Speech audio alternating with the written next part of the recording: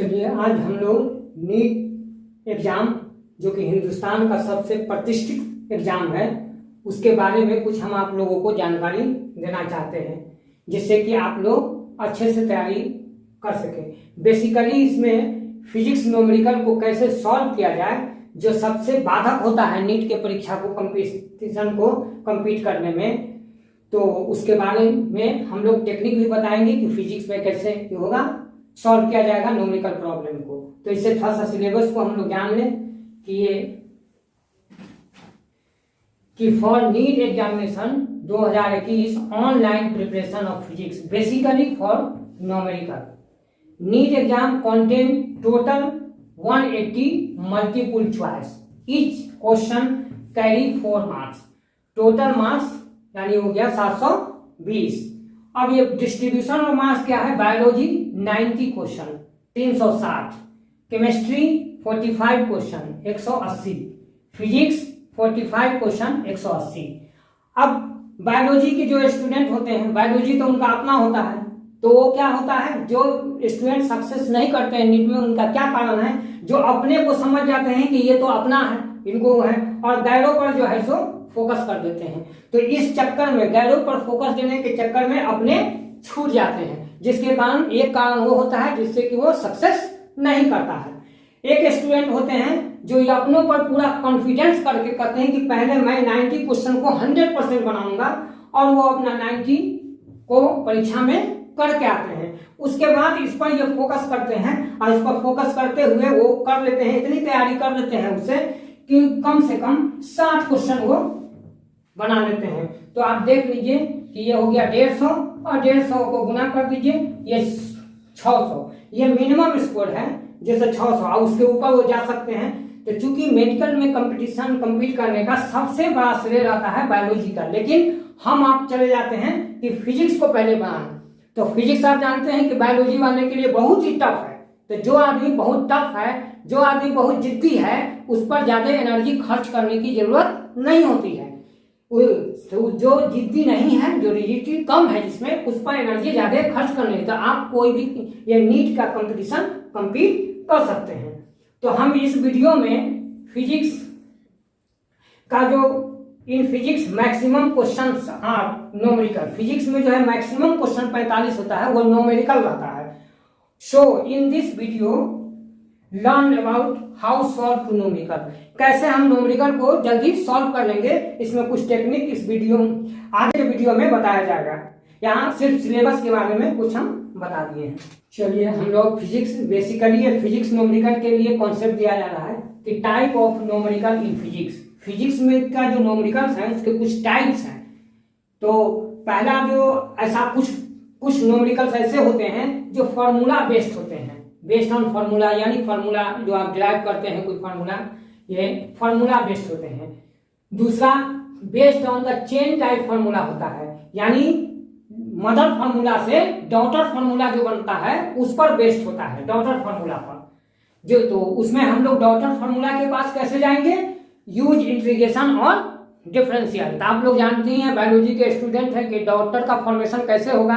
Daughter का formation या सन का फॉर्मेशन एक मेल और एक फीमेल जब मिलेगा तभी हो सकता है, ऐसे तो हो नहीं सकता है। उसी टाइप से चेन टाइप फॉर्मूला का जो प्रोडक्शन होगा वो बगैर इंटीग्रेशन और डिफरेंशियल के यूज किए बिना होगा ही नहीं। इसलिए चेन फॉर्मूला, तो मैक्सिमम क्वेश्चन जो नीट में पूछा जाता है वो ज्यादातर पूछा जाता है नीट फॉर्मूला पर ही।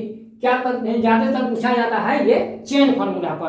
तो स्टूडेंट ज्यादातर इसी में फंस जाते हैं। जैसे अभी 20 में जो क्वेश्चन पूछा गया वो मैक्सिमम क्वेश्चन पूछा गया ये बेस्ड फॉर्मूला पर। इसलिए इस बार जो क्वेश्चन जो फिजिक्स का था उसमें टाइम टेकन ज्यादा था, क्योंकि फॉर्मूला बेस्ड क्वेश्चन में टाइम ज्यादा टेकन होता है और ये चेन फॉर्मूला में कम टाइम लगता है। लेकिन इंटीग्रेशन और डिफरेंशियल का कॉन्सेप्ट पूरा क्लियर होना मस्ट है, तभी ये प्रॉब्लम सॉल्व होगा।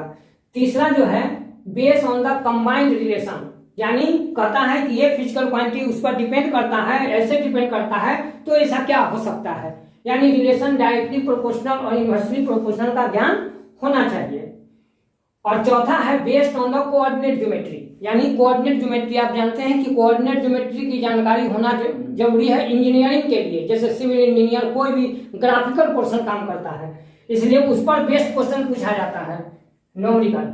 दूसरा है concept of problem, concept problem जो कॉन्सेप्ट पर है, लॉजिकल प्रॉब्लम इसको हम लोग कह सकते हैं लॉजिकल प्रॉब्लम।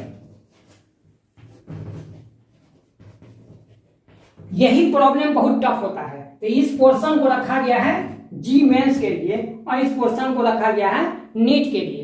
तो हम लोग जो नीट में फिजिक्स टफ क्यों हो जाता है, हम लोग मैक्सिमम फोकस कर जाते हैं लॉजिकल प्रॉब्लम पर, और जो लॉजिकल प्रॉब्लम है वो आ गया, मान लीजिए कि नीट में दो को कोई सेटर ने दो लॉजिकल प्रॉब्लम डाल दिया, आप इसी प्रॉब्लम में फंस गए, अपने समय को इसी में व्यतीत कर दिए। तो हम 45 क्वेश्चन में ना जाके हम 35 क्वेश्चन पर ही करेंगे, क्योंकि ये 35 या 40 क्वेश्चन का पोर्शन इसी से रहता है। और ये कुछ क्वेश्चन इधर से डाल दिया, इसलिए डाल दिया कि स्टूडेंट को बाद में फंसाना है। कहीं कहीं आपसे कोई आदमी मीठी मीठी बात कर रहा है तो आप यकीन मानिए कि कहीं ना कहीं क्राइम हो रहा है, आपको बाद में फंसा के रखा जा रहा है। तो उसी टाइप से ये कॉन्स्टिट्यूटिव प्रॉब्लम जो होता है लॉजिकल प्रॉब्लम, नीट में 1-2 क्वेश्चन या 3 क्वेश्चन को डाल दिया जाता है कि लड़के का माइंड डिविएट कर जाए। और ये जब भी ये रहेगा तो आपको रहेगा ऊपर 1 to 10 में डाला जाएगा समय को बर्बाद करने के लिए। इसलिए ये क्वेश्चन सिर्फ मैक्सिमम जी और मेंस के लिए है। To solve the problem of physics formula must be remember, यानी फिजिक्स के प्रॉब्लम को सॉल्व करने के लिए कुछ फार्मूलाज को रिमेम्बर रखना जरूरी है। जैसे ट्रिगोनोमेट्रिकल फार्मूला जो आप लोग मैट्रिक में पढ़े हैं, साइन थीटा कॉस थीटा, उस पर आधारित जितने भी फार्मूला हैं मैट्रिक में वो सब एकदम नोन होना चाहिए स्मूथली।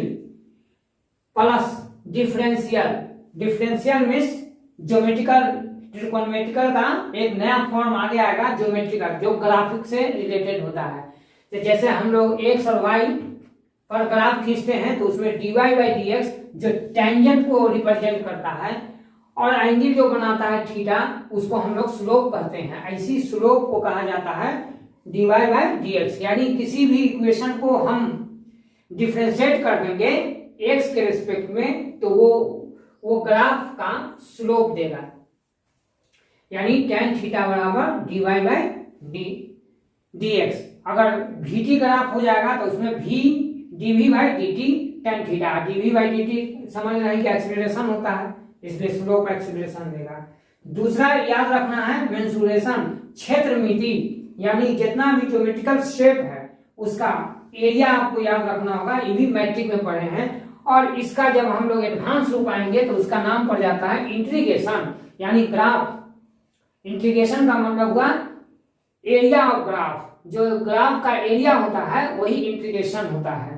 तो न्यूमेरिकल को सॉल्व करने के लिए यानी चेन फार्मूला, मदर फार्मूला से अदर फार्मूला बनाने के लिए ये सब ट्रिगोनोमेट्रिकल टर्म की जरूरत है। आप लोग मैट्रिक में बना चुके हैं कि प्रूफ दैट इतना, ट्रिगोनोमेट्री में प्रूफ दैट इतना इक्वल टू इतना, तो उसमें फार्मूला यूज करके जैसे कन्वर्सन करते हैं फार्मूला को, यानी मदर से डॉटर बनाते हैं, वो काम इसमें भी करना होगा।